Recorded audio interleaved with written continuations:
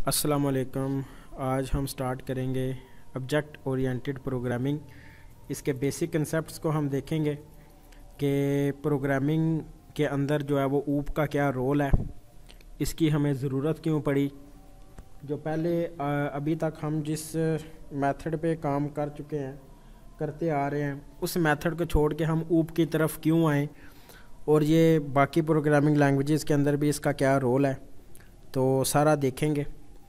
जब भी आप ऊप का नाम सुने तो आपके जहन में ये नहीं आना चाहिए कि ये कोई एक जो है वो प्रोग्रामिंग लैंग्वेज है, बल्कि ये एक तरीका है जिसकी बदौलत आप प्रोग्राम को अच्छे तरीके से, अच्छे वे से, मैनेज तरीके से जो है वो आप लिख सकते हो। इसके कुछ फ़ायदे हैं। अगर आप ऊप वाले तरीके से कोड करेंगे तो उसके मतलब के जो भी फ़ायदे हैं उनको हम देखेंगे कि किस तरह आप जो है वो कोड किया एग्जीक्यूशन टाइम बचा सकते हैं, कोड के अंदर जो है वो आप उसको रीयूज़ कर सकते हैं, और कोड को किस तरह आप जो है वो सिक्योर बना सकते हैं। तो ये सारी की सारी फंक्शनैलिटी किसी भी प्रोग्रामिंग लैंग्वेज में अगर आपको चाहिए तो आपको हर सूरत जो है वो उसका कोड ऊप वाले तरीके से ही करना होगा। स्ट्रक्चर्ड अप्रोच और ऑब्जेक्ट ओरिएंटेड अप्रोच में फ़र्क ये है, अभी हमने जितना भी काम किया ना वो सारा किया है हमने स्ट्रक्चर्ड अप्रोच के थ्रू। स्ट्रक्चर्ड अप्रोच का मतलब है कि एक ही दफ़ा वो सारे का सारा कोड मेन के अंदर आ जाता है, चाहे आपको ज़रूरत हो या ना हो। मतलब कि जो भी कोड मेन के अंदर आएगा उसने एग्जीक्यूट होना है तो आपका प्रोग्राम चलेगा, आपका ये वो सॉफ्टवेयर या कोई जो भी आपका गेम वगैरह वो चलेगी, जब तक उसने मेन के अंदर सारा नहीं आ जाना। जबकि ऑब्जेक्ट ओरिएंटेड प्रोग्रामिंग में बिल्कुल जो है वो डिफरेंट है सिनेरियो। वो डिफरेंट इस तरह है कि आप बेशक कोड मेन के अंदर ना लिखें, मगर जब उस कोड की आपको ज़रूरत होगी तो उस ज़रूरत के तक आप उस कोड को मेन के अंदर कॉल करवा के उसको यूज़ कर सकते हैं। कुछ प्रोग्रामिंग लैंग्वेजेस जो हैं वो सपोर्ट करती हैं ऑब्जेक्ट ओरिएंटेड प्रोग्रामिंग को, कुछ नहीं करती हैं। जिस तरह सी है, सी जो है वो सपोर्ट नहीं करती है ऊप को, और सी प्लस प्लस जो है वो सपोर्ट करती है। मतलब कि सी प्लस प्लस को सी प्लस प्लस इसी वजह से कहते हैं क्योंकि वो ऊप को सपोर्ट करती है। तो सी प्लस प्लस के बाद ही जावा आई, तो जावा ज़ाहिर सी बात है उन्होंने डायरेक्ट ही इसको ऊप के तरीके में किया है। मतलब कि आप इसको ऊप के अंदर करेंगे, मतलब कि डायरेक्ट ही ऑब्जेक्ट ओरिएंटेड प्रोग्रामिंग के अंदर इसका कोड होता है। मतलब कि आपको हर सूरत क्लास बनानी पड़ेगी, हर सूरत ऑब्जेक्ट बनाना पड़ेगा, क्लास को कॉल करना पड़ेगा, तभी आपका कोड चलता है। तो इसलिए हम pure object oriented programming language भी हम जावा को कहते हैं, इसी वजह से कहते हैं क्योंकि हर काम उसका ऊप के अप्रोच के तहत ही होता है। तो अब हम इसकी थोड़ी सी डेफिनेशन देख लेते हैं कि मुझे उम्मीद है कि आपको समझ आ गई होगी कि स्ट्रक्चर्ड अप्रोच में क्या डिफरेंस है और ऊप में क्या डिफरेंस है। तो इसके बाद हम इसमें पूछ भी लेंगे आपसे कि क्या समझ आई है। सबसे पहले तो इसकी फुल फॉर्म जो है वो ऑब्जेक्ट ओरिएंटेड प्रोग्रामिंग है। मतलब कि कोई भी चीज़ अगर आपने मेन के बाहर डिक्लेयर की हुई है तो उसको आपने सेस किसके थ्रू करना है, ऑब्जेक्ट के थ्रू। ऑब्जेक्ट एक ऐसी चीज़ है, फॉर एग्जांपल मैं एक आपको ना एक सिनेरियो केस स्टडी के एग्जांपल दे के आपको समझाता हूँ। फॉर एग्जांपल मैंने अपना एक जो है वो कह लें कि एक बंदा मैंने रखा हुआ है अपने अंडर, जो मैंने उसको असेस दी हुई है कि अगर तुम्हें मेरी ज़रूरत पड़े तो जब भी मुझे तुम कॉल करोगे तो मैं आ जाऊँगा उस जगह। फॉर एग्ज़ाम्पल मैं जो है वो एक शॉप के अंदर बैठा हुआ हूँ और वो काम सारा शॉप का जो है वो बंदा कर रहा है। मतलब कि जब भी उसको मेरी ज़रूरत पड़ेगी वो मुझे आवाज़ देगा तो मैं आ जाऊँगा, मगर जब कोई दूसरा आवाज़ देगा तो मैं उसका काम जो है वो नहीं सुनूँगा। मतलब कि जो मेरा ऑथेंटिक बंदा है सिर्फ वही मुझे कॉल कर सकता है। ठीक है, इसी तरह क्लास का भी ऑब्जेक्ट होता है। ठीक है, फॉर एग्ज़ाम्पल उसका नौकर कह लें आप, क्लास का ऑब्जेक्ट ही क्लास को रन करवाता है। ठीक है, मतलब कि ऑब्जेक्ट के हाथ में ही सारी पावर होती है कि क्लास को कब वो कॉल करेगा तो क्लास उसके हुक्म बजा के उसके पास आ जाती है। तो ये एक सिनेरियो था। ठीक है, इस सिनेरियो को समझाने के लिए मैंने आपको ये एग्जांपल दी है। तो इसको हम देख लेते हैं कि प्रोसीजरल प्रोग्रामिंग भी कहते हैं स्ट्रक्चर्ड प्रोग्रामिंग को, स्ट्रक्चर्ड अप्रोच को। जो हमने अभी तक किया वो प्रोसीजर के थ्रू फॉलो होती थी, मतलब कि एक प्रोसीजर के तहत वो सारा प्रोग्राम चलता था। ठीक है, मतलब कि अगर आपने 10 फंक्शन बनाए हैं तो 10वें नंबर पे आपका जो है वो मेथड है, तो पहले वो 9 चला के ही 10वें पे आएगा, डायरेक्ट 10वें पे वो नहीं आ सकता। ठीक है, तो इस तरह इसलिए इसको प्रोसीजरल प्रोग्रामिंग कहते हैं। इज़ अबाउट राइटिंग प्रोसीजर्स और method that perform operation on the data. ठीक है, और ये इसके थ्रू जो है वो हम मेथड्स को क्रिएट करते हैं जो ऑपरेशन करवाता है मुख्त डेटा के ऊपर। मगर ऑब्जेक्ट ओरिएंटेड जो है वो ऑब्जेक्ट क्रिएट करता है that contain both data and method. ठीक है, इसका मतलब ये है कि डेटा भी ऑब्जेक्ट के अंदर ही स्टोर होगा और मेथड भी ऑब्जेक्ट के अंदर ही स्टोर होगा। मतलब कि आपने अगर डेटा को सेस करना है तो ऑब्जेक्ट के थ्रू करना है, मेथड को सेस करना है तो ऑब्जेक्ट के थ्रू करना है। फॉर एग्जांपल आप प्राइम मिनिस्टर का सेक्रेटरी है, आपने प्राइम मिनिस्टर को सेस करना है तो उसके सेक्रेटरी से आपको बात करनी पड़ेगी। आप डायरेक्ट मुंह उठा के प्राइम मिनिस्टर के पास नहीं जा सकते। ठीक है, इसी तरह ही कोई बड़ा बंदा हो तो उसने अपना एक सेक्रेटरी रखा होता है। ठीक है, वही उसका लेन देन के मामलात को देखता है, वही इसके जो है वो पर्सनल मामलात को भी देखता है। पर्सनल सेक्रेटरी भी होते हैं, फाइनेंस सेक्रेटरी भी होते हैं। इस तरह मुख्तलिफ शोबा जात के लिए मुख्तलिफ बंदे आप रख लें अगर आपके पास टाइम नहीं है तो। यही काम अगर प्रोग्रामिंग के अंदर हम देखें तो उसको हम ऊप के थ्रू कहते हैं। ठीक है, मतलब कि उसी के अंदर डेटा, मतलब अब मेरा मुताबिक अगर किसी ने पूछना है, मेरे से टाइम लेना है तो वह मेरे सेक्रेटरी से बात करके वो ले सकता है। इसी तरह ही आपने अगर क्लास को कॉल करना है तो उसके ऑब्जेक्ट से आपको मतलब कि ऑब्जेक्ट के थ्रू आप क्लास को कॉल कर सकते हैं, डायरेक्ट क्लास को आप कॉल नहीं कर सकते। ठीक है, इसको भी मैंने एक एग्जांपल दे के आपको समझा दिया है। उसके बाद जो है वो कौन से ऐसे एडवांटेजेस हैं जो ऊप अप्रोच को हासिल हैं प्रोसीजरल के ऊपर, मतलब कि हम आएँ। ठीक है, आप ये जो भी आप जब भी फॉर एग्जांपल अगर आप स्टूडेंट हैं, आपका टीचर आपको पढ़ाता है तो आप उसे ये 3 सवाल ज़रूर करें। भाई ये कब यूज़ होगा, ये क्यों यूज़ होगा और कैसे यूज़ होगा। ठीक है, आपका ये हक है कि आप टीचर से पूछें।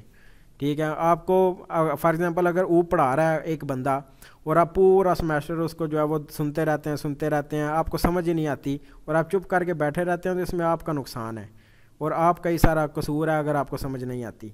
ठीक है, आप उससे ये पूछो, पहली क्लास में पूछो भाई क्यों प्रोसीजरल प्रोग्रामिंग जो है तो हम ऊप की तरफ क्यों आ रहे हैं, तो इसका जवाब वो नीचे है, वो इसलिए आ रहे हैं क्योंकि ये फास्टर और ईजियर टू एग्जीक्यूट है।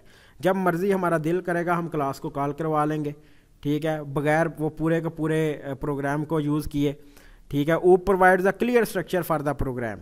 जाहिर सी बात है जब आपके पास एक 100-200 क्लासेस आपने बनाई हुई हैं और ठीक है, और उन क्लास को सब क्लास में भी आप डिवाइड कर सकते हैं। फॉर एग्जांपल एक पूरा ऑपरेशन है, उस ऑपरेशन की एक मेन क्लास बनाएं, उसके जो प्रोग्राम है वो उसके अंदर रखें, पता चले भाई इस ऑपरेशन के प्रोग्राम इसके अंदर हैं, दूसरे ऑपरेशन के प्रोग्राम इसके अंदर हैं। आप किसी भी चीज़ की जो है वो क्लास बना सकते हैं। ठीक है, जबकि प्रोसीजरल में सारी खिचड़ी पक जाएगी, 4 बन जाएगा सारी चीज़ों का, ना आपको समझ आएगी ना करने वाले को समझ आएगी और समझना भी मुश्किल है। इसलिए clear structure of the program जो वो प्रोवाइड करता है ऊप हमें। OOP helps to keep the Java code dry run. ठीक है, डोंट रिपीट योरसेल्फ, मतलब कि ऊप के अंदर आपने ये चीज़ बिल्कुल भूल जाना है कि किसी चीज़ को मुझे रिपीट करना पड़ेगा। जब एक चीज़ बन गई, एक क्लास बन गई, जिधर दिल करता है आप उसको यूज़ करें, जितनी दफ़ा मर्जी यूज़ करें। ठीक है, ये फ़ायदा है ऊप का। ठीक है, and makes the code easier to maintain, modify and debug. ठीक है, मॉडिफाई करना आसान है, डिबग करना आसान है, एरर्स को फाइंड करना आसान है। OOP makes it possible to create full reusable application with less code and shorter development time. ठीक है, अब आपको मैंने इजी पैसा की एग्जांपल दी थी और मैंने आपको समझाया था कि अगर प्रोसीजरल से उसका होता तो आप खुद अंदाज़ा लगाएं कि कितने 4-5 करोड़ तो होंगे ही जिनके नाम पे जो है वो बिजली का जो रजिस्टर्ड है, मतलब कि बिल आता है। अब 4-5 करोड़ लोगों का जो है वो सारा का सारा प्रोग्राम रन करना सिर्फ एक बंदे का रिकॉर्ड देखने के लिए, ये तो अहमकाना बात है। ठीक है, जबकि ऊप आपको डायरेक्ट एक्सेस प्रोवाइड कर सकता है कि आप डायरेक्ट उस बंदे तक जो है वो रसाई हासिल कर लें। उसके बाद है OOP makes it possible to create full. अच्छा, इसको हमने देख लिया। हिंट उसने ये दिया हुआ है कि आपको कोई ज़रूरत नहीं किसी चीज़ को रिपीट करने की, एक दफ़ा जो चीज़ लिख लिया उसी को जिधर भी ज़रूरत पड़ेगी आप उसको जो है वो उधर आप कॉल कर सकते हैं उसे। You should extract out the codes that are common for the application and place them at a single place and reuse them instead of repeating it. Repeat करने से बेहतर आप उसको reuse कर लें। ठीक है, और जहाँ मर्जी रीयूज़ करें। ठीक है, इसकी हम एग्जांपल भी देखेंगे और एग्जांपल दे के ही आपको समझाऊंगा। फॉर एग्जांपल अब classes and objects are the 2 main aspects of object oriented programming. अब आपको मैं एक बड़े मज़े की एग्जांपल देता हूँ। फॉर एग्जांपल मैंने एक स्कूल का सॉफ्टवेयर बनाना है। ठीक है, मुझे एक प्रोजेक्ट मिला है जिसमें वो स्कूल के मालकान कहते हैं यार मुझे ना अपने स्कूल के लिए सॉफ्टवेयर बना दो। ठीक है, अब मैं सॉफ्टवेयर बनाने बैठ गया हूँ। अब मैं देखता हूँ यार, एक तो चलो एक स्टूडेंट हो गया, एक टीचर हो गया, एक एडमिन हो गया, एक उनका जो है वो टीचिंग का स्टाफ है, एडमिन का स्टाफ है। अब ये सारी चीज़ों को यहाँ तो मैं मिक्स करके लिख दूँ, अब मुझे नहीं समझ आएगी मैं किसको पहले करूँ। अगर फॉर एग्जांपल मैंने टीचर्स को असेस करना है तो मुझे नहीं पता, अब 1000 लाइनों का कोड है, मुझे क्या याद नहीं भी रहता बंदे को, मुझे क्या पता है किस लाइन में मैंने कोड किया था। ठीक है, तो ये सारा जो है ना वो बहुत मुश्किल होगा मुझे समझने में। अगर मैं उसकी क्लास बना दूँ, मतलब कि स्टूडेंट की क्लास बनाऊँ, स्टूडेंट की सारी एक्टिविटीज़ उस क्लास के अंदर, टीचर की क्लास बनाऊँ, टीचर की सारी एक्टिविटीज़ उस टीचर की क्लास के अंदर, जब दोबारा 1 साल बाद भी मैं कोड देखूँ तो डायरेक्ट मैं समझ जाऊँगा कि हाँ यार स्टूडेंट की एक्टिविटीज़ किसके अंदर हैं, स्टूडेंट की क्लास के अंदर। टीचर की एक्टिविटीज़ किसके अंदर हैं, टीचर की क्लास के अंदर। एडमिन की एक्टिविटीज़ किसके अंदर हैं, एडमिन के क्लास के अंदर। ठीक है, इस तरह मैं अपने कोड को जो है वो बड़े अच्छे तरीके से एक प्रॉपर मुनज़्ज़म अंदाज से मैं उसको कर सकता हूँ। उसके बाद ऑब्जेक्ट क्या थे, मैंने आपको बड़ी अच्छी एग्जांपल दे के समझाई है। जिस तरह किसी भी बंदे का सेक्रेटरी समझ लें, ठीक है, अगर आपने उस बंदे को असेस करना है तो सेक्रेटरी के ज़रिए आप असेस कर सकते हैं। उसने इजाज़त ही नहीं दी कि मुझे कोई डायरेक्ट बंदा आके मिले, सेक्रेटरी से इजाज़त आपको लेनी पड़ेगी, फिर ही वो आप उसको असेस कर सकते हैं। 2 main aspects of object oriented programming है, इसकी आप एग्जांपल हम देखते हैं। Look at the following illustration to see the difference between class and object. For example एक क्लास है, उसमें फ्रूट की क्लास मैंने बना ली और उसके ऑब्जेक्ट क्या हैं, एप्पल, बनाना और मैंगो।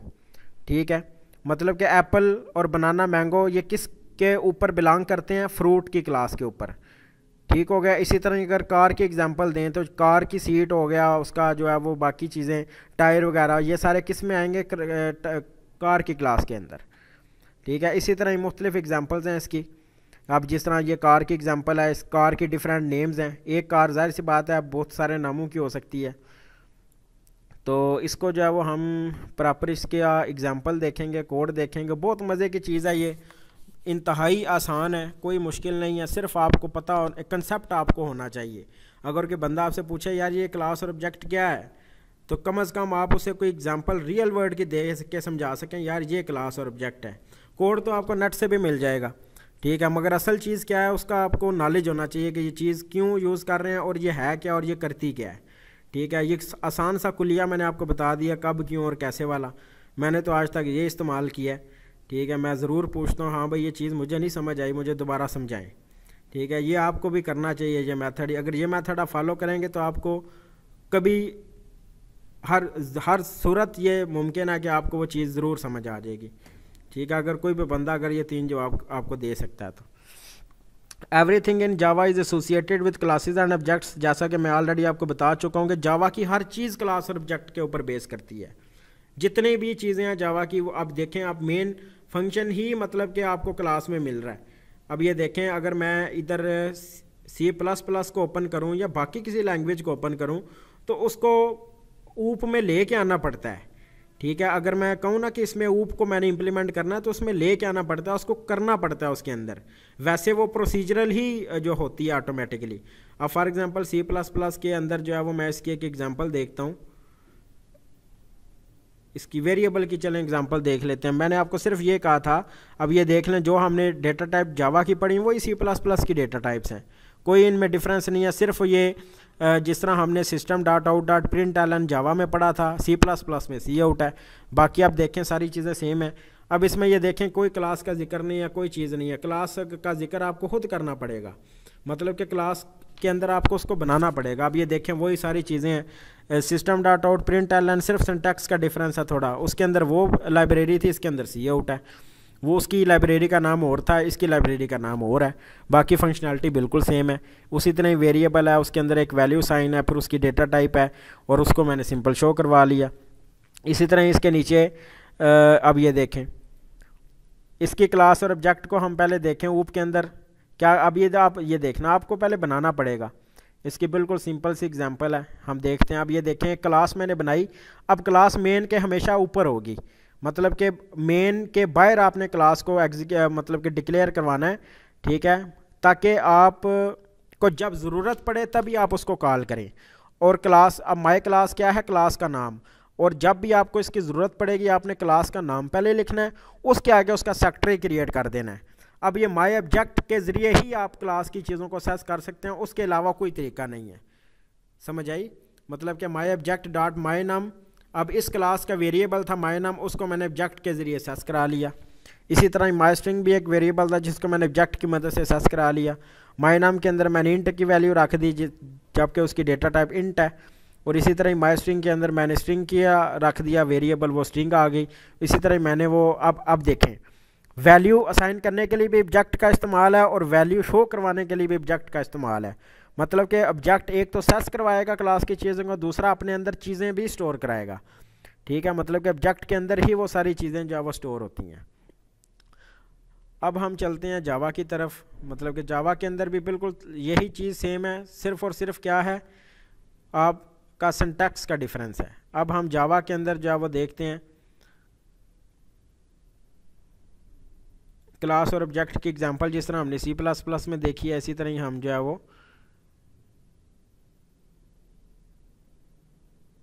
अच्छा along with its attribute and method. For example, in real life a car is an object. The car has attributes such as weight and color, method such as drive and brake. अच्छा, ये भी मैं बड़ा आपको जो है ना important है ये चीज़। फॉर एग्ज़ाम्पल आप अपना ना माइक ऑन कीजिएगा ज़रा। हाँ जी। ठीक है, आप अपने कमरे में बैठे हुए हैं ना, कोई भी चीज़ का नाम मुझे ना बताएं, आपके जो सामने पड़ी है लैपटॉप के अलावा कोई भी दूसरी चीज़ का नाम बताएं। टेबल। टेबल। अब टेबल की क्लास क्या होगी? टेबल की क्लास रूम। नहीं, टेबल की क्लास होगी फर्नीचर। फर्नीचर में आता है ना टेबल। अच्छा अच्छा। ठीक है, हाँ जी। मतलब कि मेन क्लास इसकी क्या होगी, फर्नीचर। और टेबल क्या हो गई, फर्नीचर की सब क्लास। अब टेबल के एट्रीब्यूट्स कौन से हैं, वेरिएबल कौन कौन से बन सकते हैं? एक उसका जो है वो लेंथ हो, साइज़ है, कलर है, ये तीन वेरिएबल बन सकते हैं ना उसके। जी। हर टेबल की लेंथ भी होगी, साइज़ भी होगा और उसका कलर भी होगा, वेट भी होगा। ये चार अगर आप एट्रीब्यूट बना लें तो मेथड क्या होगा टेबल का? मतलब कि कौन सा फंक्शन वो परफॉर्म करता है टेबल? मतलब उस पर कोई चीज़ रख सकते हैं। रख सकते हैं। और उसके अलावा चीज़ रख सकते हैं। ठीक है, मतलब कि कोई आप फॉर एग्जांपल चलें यही हम लिख लेते हैं। अब मेथड उसका क्या होगा कि मतलब कि आप कीप थिंग्स, कि आपने अपनी चीज़ों को जो है वो टेबल के ऊपर आप रख सकते हैं। ठीक है, ये उसका मेथड बन जाएगा। और एट्रीब्यूट क्या हो जाएंगे, उसका वेट है, कलर है, साइज़ है और ये सारी चीज़ें, लेंथ है, ये उसके क्या हो जाएंगे, एट्रीब्यूट्स। एट्रीब्यूट। इसी तरह ही जिस चीज़ का भी आपने बनाना है ना, फॉर एग्जांपल अगर मुझे कोई कहता है कि स्कूल का सॉफ्टवेयर बनाओ, इसी तरह ही स्टूडेंट क्या हो जाएगा, उसका सब क्लास। और उस स्टूडेंट की मेन क्लास कौन सी होगी, स्कूल की। मतलब कि स्कूल के अंदर ही वो सारी चीज़ें आ रही हैं, स्टूडेंट, टीचर और एडमिन। स्टूडेंट के एट्रीब्यूट क्या होंगे, बताएं ज़रा। स्टूडेंट के एट्रीब्यूट्स वो पढ़ता है और वो नहीं नहीं, पढ़ता लेक्चर्स तो लेता है। मेथड है ना। एट्रीब्यूट के खसूसियात उसकी क्या है, स्टूडेंट का नेम है, स्टूडेंट का जो है वो आईडी कार्ड है, स्टूडेंट की एज है, स्टूडेंट का आईडी कार्ड नंबर है, स्टूडेंट का ड्रेस है, ये सारे क्या होंगे उसके एट्रीब्यूट्स। एट्रीब्यूट। और उसका मेथड क्या होगा, स्टूडेंट लर्न, स्टूडेंट जो है वो ईट करता है। ठीक है, स्टूडेंट जो है वो टीच भी करता है अपने बाकी दोस्तों को। ठीक है, इस तरह जितने भी फंक्शन वो परफॉर्म कर रहा है ना, वो सारे उसके मेथड हो जाएंगे। मतलब कि आपको एक मुनज़्ज़म ये वे मिल गया प्रोग्राम को करने का। सब क्लास सब्जेक्ट को ही कहते हैं नहीं नहीं, सब क्लास कि सब्जेक्ट सब को नहीं क्लास को कहते। उसकी है? सब क्लास की ही सब क्लासेस को बना सकते हैं आप। मतलब कि एक मेन क्लास है ना, अच्छा। उसके जो अंडर, उसके अंदर क्लासेस भी आप बना सकते हैं। ये हम देखेंगे, ये इसको कैसे हम करते हैं। अभी हम एक एग्जांपल देखते हैं। ठीक है, पहला मकसद ये है कि आप जो है वो आपको समझ होनी चाहिए कि ऊप को हम यूज़ क्यों करते हैं प्रोसीजरल के ऊपर। अच्छा, अभी तक जो मैंने बताया वो ज़रा आप रिपीट करें, जो भी आपको समझ आई है। मतलब वो इसलिए यूज़ करते हैं कि इसकी आपके एक तो मेमोरी सेव होती है, आप डाटा कोड एडिट यूज़ कर सकते हैं, वरना प्रोसीजरल में आपको सारा कोड है वो मेन में लिखना है। 10 मेथड बनाने हैं तो अगर आप बंदा कहे कि 8वें मेथड पे जाना है तो उसने पहले सारे रन करने हैं। तो जब क्यूब में आपने डिफरेंट क्लास बना के उसमें वो सारा डाटा स्टोर कर लिया, तो आपको जब भी कोई चीज़ चाहिए होगी स्पेसिफिक, तो आपने बस जाके मेन में उसको कॉल करना है उसके ऑब्जेक्ट को, तो वो डाटा आपको मिल जाएगा। और ये सिक्योर है। इसका कोड जो आप बार बार यूज़ कर सकते हैं, जबकि प्रोसीजर में आपको हर दफ़ा लिखना पड़ेगा जो चीज़ आपने करनी है। तो इसके ये फ़ायदे हैं। और इसके में क्या मतलब कि क्लास और ऑब्जेक्ट क्या है? एक क्लास है, उसके अंदर मतलब आपने कोई भी चीज़ है, मतलब उसके ऑब्जेक्ट्स और मेथड हैं। और ऑब्जेक्ट जो है वो उसका कह लें कि जिस तरह आपने बताया था सेक्रेटरी है। कोई चीज़ भी आपने क्लास की लेनी है तो आपको ऑब्जेक्ट को कॉल करना पड़ेगा, ऑब्जेक्ट से पूछना पड़ेगा। ऑब्जेक्ट को कॉल करेंगे तो फिर आप क्लास के वो चीज़ें हैं वो आप ले सकती हैं। मतलब कि क्लास के एट्रीब्यूट को भी सर्च करा सकते हैं, क्लास के मेथड्स को भी, जो भी उसके अंदर आपने जो है वो राइट किया हुआ है वो सारी फंक्शनैलिटी को आप जो है वो क्लास के नाम से पहले तो क्लास का ऑब्जेक्ट एक क्रिएट करेंगे, उस ऑब्जेक्ट के थ्रू आप सारी क्लासेस की चीज़ों को आप एक्सेस कर सकते हैं इजीली। कर सकते हैं। ठीक है, अब हम जो है वो इसकी एग्जांपल देखते हैं।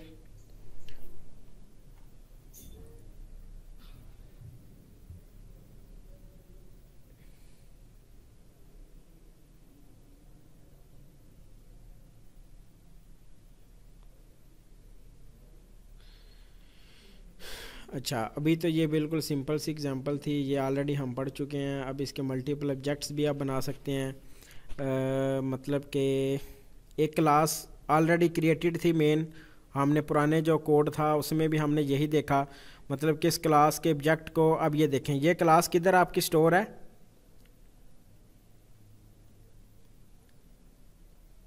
हेलो, इनमें ठीक है। अच्छा, अब ये देखें आप, आवाज़ आ रही है? जी जी आ रही है। अब ये आपका आपने क्लास बनाई जिसका नाम है मेन, ठीक है। उसके अंदर आपने एक वेरिएबल क्रिएट किया जिसको, अब ये देखें वेरिएबल ये मेन के बाहर है, इसी तरह ही है ना?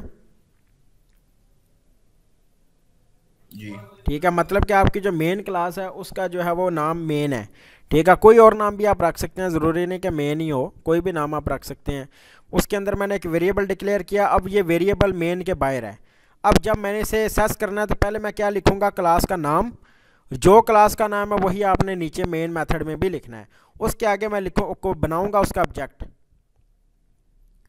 ठीक है। और ये इक्वल टू न्यू मेन, आप ये जावा के अंदर ही लिखना पड़ता है, वैसे सी प्लस प्लस के अंदर नहीं। ये न्यू एक कीवर्ड है, जब इसमें को मज़ीद हम एक्सप्लोर करेंगे मैं आपको बताऊंगा ये क्यों लिखते हैं। ठीक है, उसके बाद system dot out dot print ln क्या करेगा कि माई ऑब्जेक्ट डॉट एक्स को सिंपल क्या करेगा? शो करवा देगा। मतलब कि माई ऑब्जेक्ट के ठीक। अंदर वो वैल्यू ये स्टोर हो गई ना। जी हाँ तो, जिस तरह स्कैनर का आता था, scanner s is equal to new scanner, हाँ स्कैनर तो ये एक ऑब्जेक्ट क्लास में थी, होता था। स्कैनर एक क्लास थी दरअसल, जो किसमें थी? यूटिल की लाइब्रेरी जी के अंदर। जी ठीक है, इसी तरह ये आप अपनी क्लासेस भी बना सकते हैं। वो बिल्ट इन क्लास थी, ये यूज़र डिफाइंड क्लास है। ठीक है, जिस तरह मेथड है ना यूज़र डिफाइंड और बिल्ट इन, इसी तरह क्लासेस भी यूज़र डिफाइंड और बिल्ट इन होती हैं। इसी तरह यहाँ पे एक क्लास के चीज़ को जो है वो मुख्तलिफ आपने 2-3 दफ़ा यूज़ करना, तो जितनी दफ़ा मर्ज़ी आप यूज़ करें। ठीक है, आपके सवाबदीद है, जितनी दफ़ा मर्ज़ी आप यूज़ करें। उसके बाद मल्टीपल क्लासेस हैं, ये बड़ी इंपॉर्टेंट एग्जांपल है कि एक क्लास के अंदर मुख्तलिफ क्लासेस को मैं किस तरह जो है वो लिख सकता हूँ। ठीक है, असल जो है वो कहानी इधर से स्टार्ट होती है ऊप की। ठीक है, अब ये क्लास मैंने बनाई मेन डॉट जावा से। ठीक है, इस क्लास के अंदर मैंने एक्स की वैल्यू 5 रख दिया। अब एक और मैंने बनाई क्लास जिसका नाम है सेकंड। ठीक है, और इस क्लास में मैंने उसको जो है वो सिंपल क्या करवा दिया, माई ऑब्जेक्ट डॉट एक्स को डिस्प्ले करवाना है। तो ये डिस्प्ले किधर है, मतलब कि ये इसका कोड किधर पड़ा हुआ है?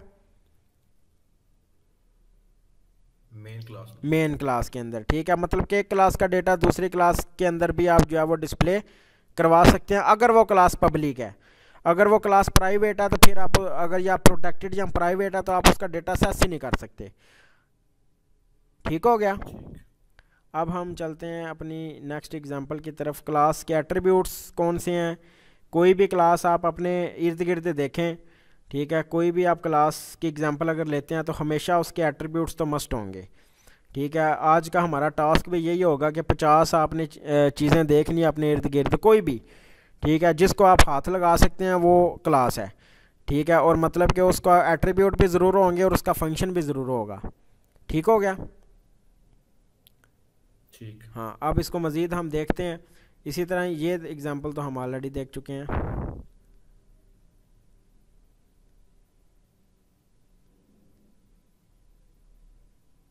अच्छा, ये भी हो गया।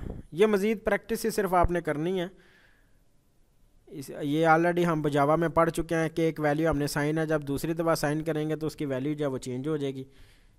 उसके बाद क्लास फाइनल कीवर्ड जो है वो ये भी हमने देखा हुआ है कि फ़ाइनल अगर लगाएंगे तो उसकी वैल्यू अगर आप बाद में चेंज भी करते हैं तो वो वैल्यू चेंज नहीं होगी, वो 10 ही रहेगी। अगर आपने फ़ाइनल हम लगाते हैं ताकि हमारी जो वैल्यू है वो चेंज ना हो सके। अगर कोई करना भी चाहे ना, अगर आपने एक क्लास पब्लिक बना दी है, मतलब कि आप चाहते हो कि यार ये लो फ्री खाता है, जो मर्ज़ी यूज़ करे, ठीक है, मुझे कोई मसला नहीं है, मगर डेटा को नहीं छेड़ना, ठीक है। तो अगर ये, अब ज़ाहिर सी बात है पाकिस्तानी अवाम तो ज़रूर उसको एक दफ़ा छेड़ के देखेगी ये छिड़ता भी है या नहीं। तो इसलिए पाकिस्तानियों से बचाने के लिए आप फाइनल का कीवर्ड लिख सकते हैं, अगर कोई करना भी चाहे तो वह ना कर सके, ठीक है। इसी तरह ये आप क्लास के एट्रीब्यूट हैं। मल्टीपल ऑब्जेक्ट्स का भी हमने देख लिया किस तरह हम मल्टीपल ऑब्जेक्ट बना सकते हैं। चलें आपका एक दफ़ा थोड़ा सा टेस्ट ले लेते हैं। अब ये कोड है आपके सामने, अब ये मुझे समझा सकते हैं ये क्या है, कैसे वर्क कर रहा है?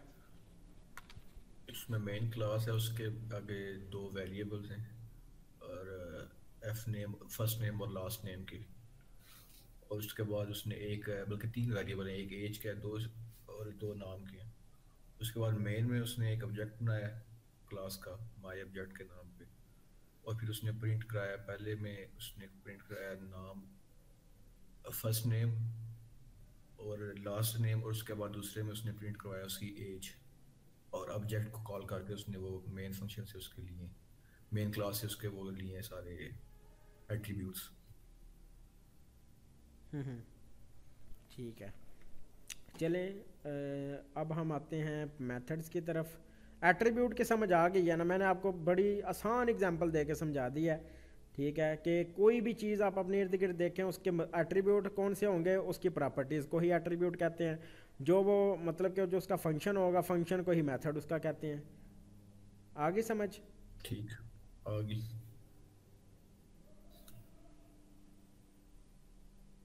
अच्छा, अब ये बड़े मज़े की चीज़ है। अब आपने क्लास बनाई, मेन क्लास के अंदर आपने एक मेथड जो है वो, ये ऑलरेडी हम पढ़ चुके हैं, उसके अंदर एक मेथड आपने क्रिएट किया और उसी मेथड को जो है ना वो उसके अंदर आपने सेस कर लिया। अब हम चलते हैं कि एक क्लास के अंदर आप मुख्तलिफ़ क्लासेस जो है वो किस तरह बना सकते हैं। असल चीज़ अब आएगी आगे, ठीक है। ये तो ऑलरेडी हम जो है वो देख चुके हैं इसको, क्लास मेन, ठीक।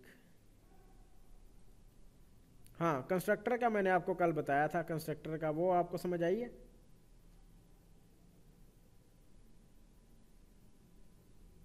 नहीं, उसकी कोई खास नहीं आई थी, वो उसने आप यही कहा था कि ऑटोमेटिकली उसके एट्रीब्यूट्स बन जाते हैं कुछ। अच्छा, अब उसकी कोई खास नहीं आई थी। सिंपल मैंने आपको ये कहा था कि जब आप क्लास का कोई भी ऑब्जेक्ट क्रिएट करते हैं तो कंस्ट्रक्टर जो होता है वो ऑटोमेटिकली रन होता है, यही समझाया था कल। जी। अब इसकी एग्जांपल भी आप देख लें, ठीक है। पब्लिक क्लास मेन के अंदर एक्स की वैल्यू के अंदर जो है वो 5 स्टोर है, इसी तरह ही है ना,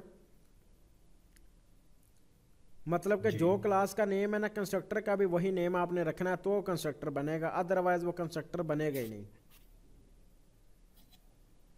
कंस्ट्रक्टर भी मेथड की तरह ही होता है, जिस तरह ये मेथड बना होता मेथड ही है, मेन का। सेम मेथड वाले ही काम है, मगर ये चलता ऑटोमेटिक है, इसको कॉल नहीं करना पड़ता, अच्छा,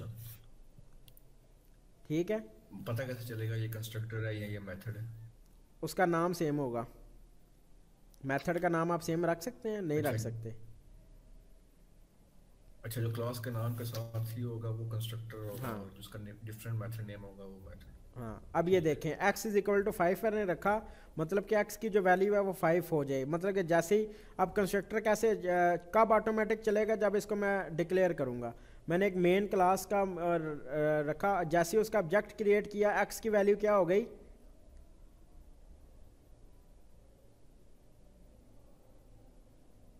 x की वैल्यू क्या हो गई है। अब मैंने डिक्लेयर तो 5, नहीं ना की नीचे मेन के अंदर, डिक्लेयर नहीं ना की, 5। इसका मतलब है कि वो ऑटोमेटिकली चला और चल के उसकी वैल्यू जो है वो 5 हो गई है, ठीक। ठीक है। अब ये देखें उसी को ही मैंने डायरेक्ट प्रिंट करवाया है, तो जो है ना वो प्रिंट हो चुका है। अब इसके मज़ीद एग्जांपल हम देखते हैं। कंस्ट्रक्टर के पैरामीटर्स भी आप जो है वो डिफाइन कर सकते हैं। पैरामीटर को भी मैंने आपको बताया कि पैरामीटर क्या होते हैं।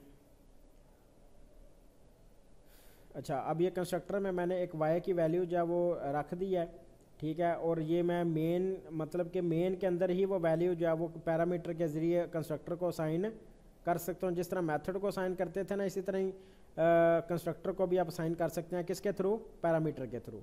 5 वैल्यू मैंने असाइन की, वो किधर चली गई? कंस्ट्रक्टर के वाई वेरिएबल के अंदर। और ये वाई वेरिएबल की वैल्यू अब किस में चली गई? एक्स के अंदर। ठीक हो गया?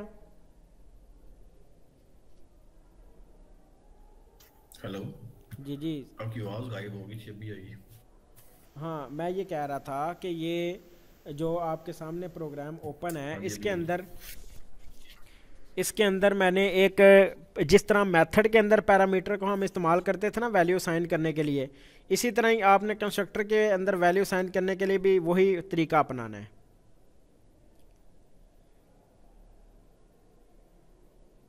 हेलो। ठीक अब ये देखें, अब ये मेन के ठीक। अंदर 5 मैंने असाइन किया तो वो वाई को असाइन हो गया, और आवाज़ वाई की जो वैल्यू है वो एक्स को असाइन हो गई। ठीक है। अच्छा, ये पैरामीटर आप 1 से 2 भी कर सकते हैं, ये भी आपने प्रैक्टिस करनी है।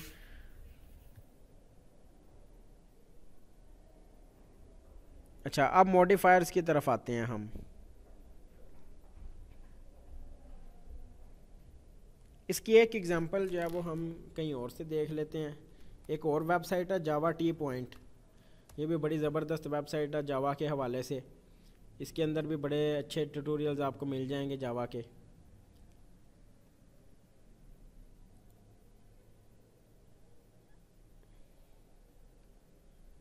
ये कुछ जो चीज़ें हैं ना जावा की, वो इसमें है ही नहीं।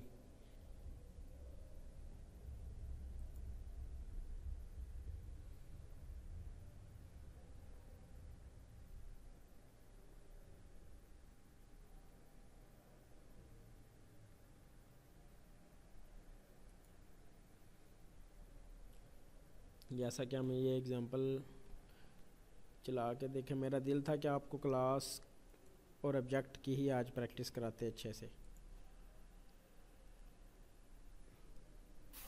साथ में कुछ टास्क भी दे दीजिएगा, तो आप प्रैक्टिस होगी तो ज़्यादा कंसेप्ट क्लियर होगा। जी जी बिल्कुल, देंगे आपको टास्क। हाँ जी, अब ये चीज़ मैं आपको समझाना चाह रहा था। अब ये चेक करें, अब एक मैंने क्लास बनाई है स्टूडेंट के नाम से, ठीक है। ठीक है, और उस क्लास का ये नीचे वाली क्लास से कोई ताल्लुक़ नहीं है, ठीक है। ये जो नीचे क्लास आप देख रहे हैं ना, क्लास टेस्ट स्टूडेंट 1, और उसके अंदर मतलब कि ये वाली जो क्लास है ना, ये मेन क्लास है, ठीक है, जिसके अंदर प्रोग्राम रन होना है। अब ये इधर आप जितनी मर्जी क्लासेस बनाते जाएं, ये चीज़ मैं आपको समझाना चाह रहा था, वो उसमें थी ही नहीं। इसको मैंने कॉपी किया और इधर मैं एक और क्लास बना देता हूँ। इसको मैं नाम रख देता हूँ स्टूडेंट 1 और स्टूडेंट 2, और इसकी जो मैं वो ID 2, इसकी ID 1, नेम 1 और नेम 2। ये आपको समझ आ गई मैंने क्या किया? एक क्लास बनाई स्टूडेंट 1 के नाम से, एक क्लास बनाई स्टूडेंट 2 के नाम से। ये दोनों मुख्तलिफ क्लासेस हैं, दो अलग-अलग। ठीक है। ठीक है। अब इसके अंदर आपने एक और, अब ये मेन क्लास है, ये हर प्रोग्राम के अंदर मेन क्लास ज़रूर होगी। उस मेन क्लास के अंदर मैंने दूसरी क्लासेस को कॉल करवाना है, तो मैं सिंपल क्या करूँगा, उस क्लास का नाम लिखूँगा। अब इस क्लास का नाम जो है वो स्टूडेंट 1 है, इधर भी आप स्टूडेंट 1 ही लिखेंगे। क्लास का पहला लफ्ज़ जो है वो हमेशा कैपिटल होना चाहिए। इसी तरह ही मैंने एक ऑब्जेक्ट बनाया स्टूडेंट 1 की क्लास का, ठीक है, ये आप देख रहे हैं ऑब्जेक्ट उसका। उस ऑब्जेक्ट की मदद से मैंने जो है वो जो है वो उसका ID 1 जो है वो मैंने असेस करवा लिया। समझ आ गई इसकी भी? हाँ जी, आ गई। ठीक है। अब मैंने जो दूसरी क्लास का मैंने नेम असेस करवाना है, तो मैं क्या करूँगा, इधर उस क्लास को जो है वो डिक्लेयर करूँगा। उस क्लास का नाम है स्टूडेंट टू। S2 मतलब कि वेरी जो ऑब्जेक्ट है वो सेम नहीं होना चाहिए।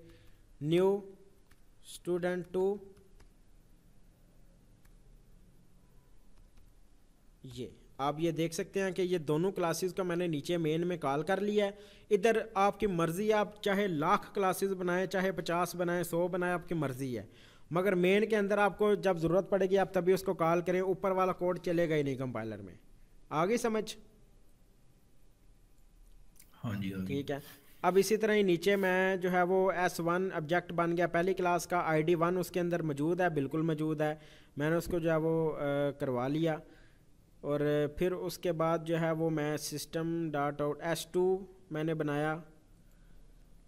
ठीक है, इसके अंदर S2 और नेम 2, ये इन दोनों को जो है वो मैं डिस्प्ले करवा रहा हूँ, मगर वैल्यू मैंने उनकी नहीं लिखी, इसलिए वैल्यू मैं उनको साइन कर देता हूँ।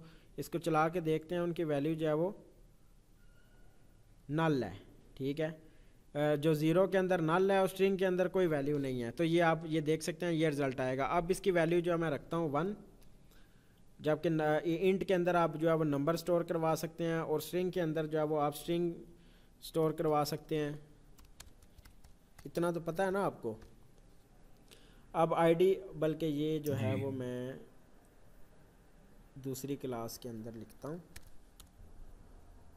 नेम 2 को मैंने ये अदील असाइन करा दिया, और क्लास स्टूडेंट 1 वाली क्लास के अंदर जो है वो इंट के अंदर मैंने 1 स्टोर कराया हुआ है, और स्टूडेंट 2 वाली क्लास के अंदर जो नेम 2 के अंदर मैंने अदील अहमद स्टोर कराया हुआ है। मैंने कॉल क्या किया है कि S1 जो है वो ऑब्जेक्ट है पहली क्लास का, S2 ऑब्जेक्ट है दूसरी क्लास का, और उसी तरह ही पहली क्लास के ऑब्जेक्ट की मदद से मैंने उसका इंट वाला वेरिएबल जो है वो यूज़ किया है, और दूसरी क्लास की मदद से मैंने दूसरी क्लास का स्ट्रिंग वाला जो वेरिएबल है वो यूज़ किया। अब इसको कंपाइल करते हैं।